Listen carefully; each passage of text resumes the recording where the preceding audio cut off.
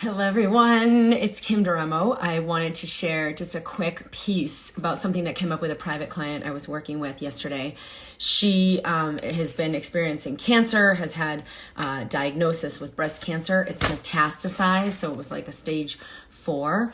And one of the things that happened we've been working together and she's doing other things, is her scans came back and showed that it was resolving. Like there were no more cells around certain areas and certain lymph nodes where there had been cancer cells, and there were smaller areas where there had been larger masses, and awesome, amazing. And a lot of what we've been doing in the work together, she knows this has definitely contributed to this resolution.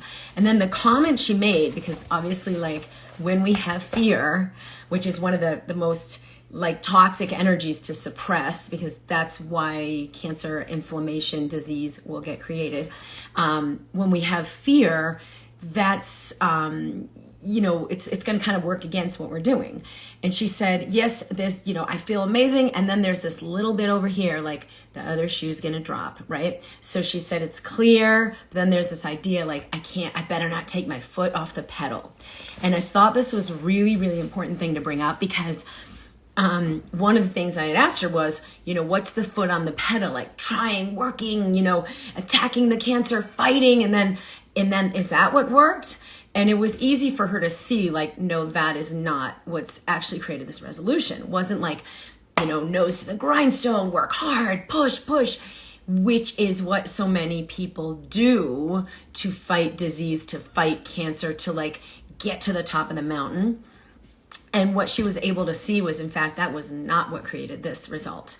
And that is not what's required to allow a complete resolution.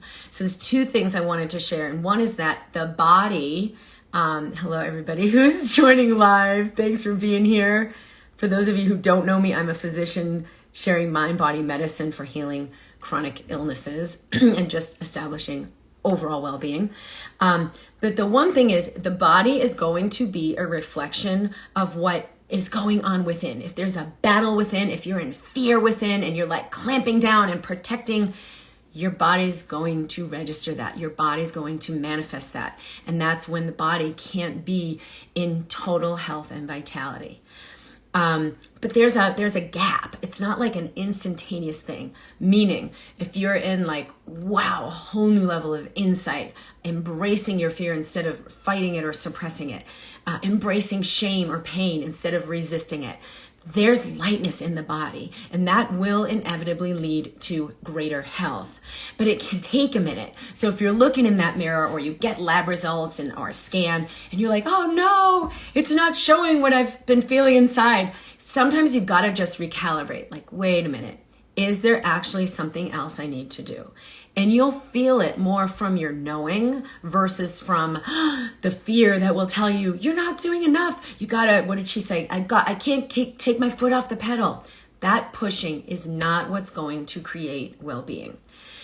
The second thing I wanted to share is, no matter what it is you're doing and you're creating, it's going to take it's going to take putting your energy into it, whether it's like what you focus on expands, putting your attention on it, or like some people with like nose to the grindstone, work hard, which is not going to create the same result. You're putting energy into something. So it's like climbing your mountain. But what most people do is they don't realize they're like climbing someone else's mountain. So if someone gives you the mountain of, you got to push hard, you got to work hard, you got to do this thing, and you realize like, that just doesn't feel fluid for me, you've got to look at like, why am I doing this? Where am I actually going? And is this going to be what creates that? So for her, what we created was clearly the mountain was wholeness.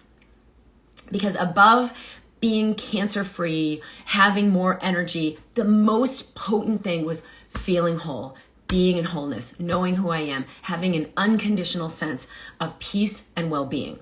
So what happens is, like, if we position that on the top, that's the top priority, then everything else can take care of itself. And yes, we do know medically that that is what will create greater health. But if we do the opposite and we put like, I have to have health, I have to be cancer free, and then I'll have a sense of well-being and wholeness, we sort of like topple the mountain. what happens is we fight. We want to get that thing, whether it's, I have to have more money, I have to have my ideal relationship, I want my lover, or I have to have this kind of body. And we actually put that where it's not the highest priority. This is when we topple the mountain. So a lot of people do this. And then maybe they do get the scan back and it's like, I'm free, but they're still living in fear. They're not in wholeness. Or they do get that $1 million moment and they're like, but they're afraid they're going to lose their money. Or they do get that perfect relationship, but then they're always jealous or in, a sense of fear, like it's going to go away.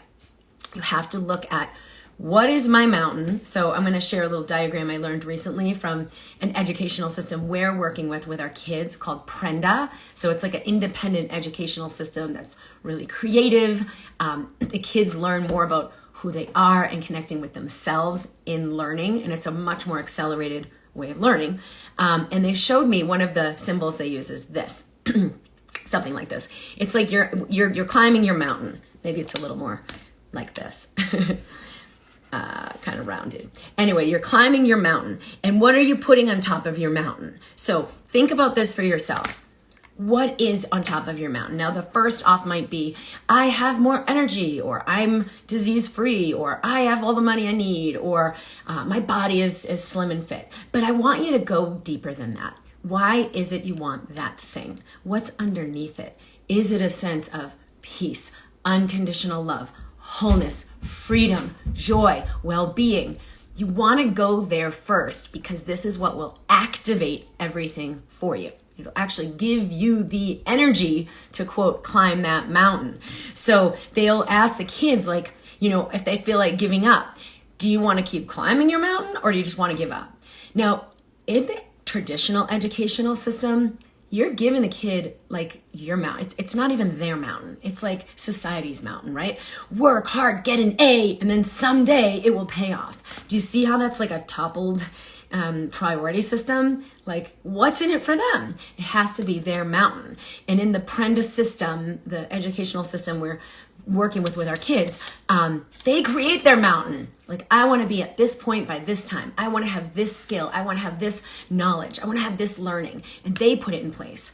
And so if they really put something that's a heart's desire, as opposed to like a means to an end, so other people will like me, they're not going to find the energy to climb that mountain when the going gets hard. And just like my client, she's going through layers of fear, layers of shame, layers of despair that she's maybe never met before, but she knows it's bringing her to wholeness. And that's what she put on top of the mountain. And then you'll find she finds the energy, the courage, the strength to take that step, to stay with the process, to find her core self. And every step gives you more energy. Very different than if you're climbing someone else's mountain, or if you like toppled the list of priorities and you put something there that's really not going to actually give you energy. So find out, I wrote it down. So what is the mountain? What is the ultimate thing underneath that thing you want? Why do you want more energy? Why do you want to have a better career or work or relationship? What is in it for you? And then go there, put that on top of the mountain. Why? What does it contribute to your life to live this, to have this, to instill this? So for this particular client who was dealing with cancer, why does she want to live in that wholeness? And we looked at, what does it do with her relationship with her daughters? What does it do with the vitality in her body? What does it do with her, just her overall life and her interactions with other people? You have to know what the why is, because that will light you up. It will give you so much energy. And then the last thing is actually kind of the least important. People get confused about this, is how. And when I say how, it's not like, I don't know how am I going to do it? You're never going to know how. It's a matter of what is the quality of that climb. Am I like, work hard, it's just so hard, but if I push, I'll get somewhere? That is not going to get you abundance, right?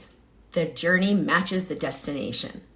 So if what you're asking for is well-being, joy, peace, if the how you're doing it in feels heavy, it's probably because it's not going to create what you're asking for. So if you're in a space of lightness, self-honoring, non-judgment, generosity, you're going to have an entirely different journey. Thank you for the hearts. So how? What is the quality of what I'm doing? I'm not talking about how.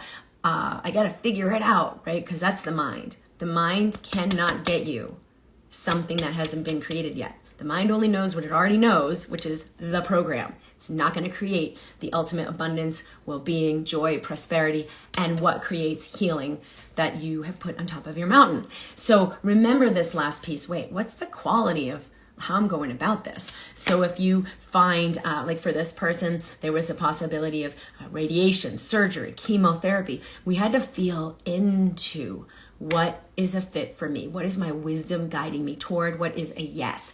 Versus the mind that will say, well, we know you have to do this. And of course, if you don't do that, then this will happen. And then you're in the conclusion. So I hope this is helpful because so much of what we're doing can be in that energy of fear, and it will just create more challenges. Crystal said, I don't know how to take the foot off the pedal.